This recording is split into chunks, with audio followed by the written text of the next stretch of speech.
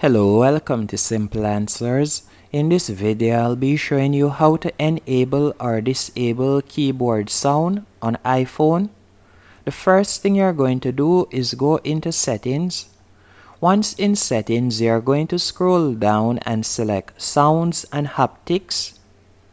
Then you're going to scroll down and you will see the option keyboard feedback.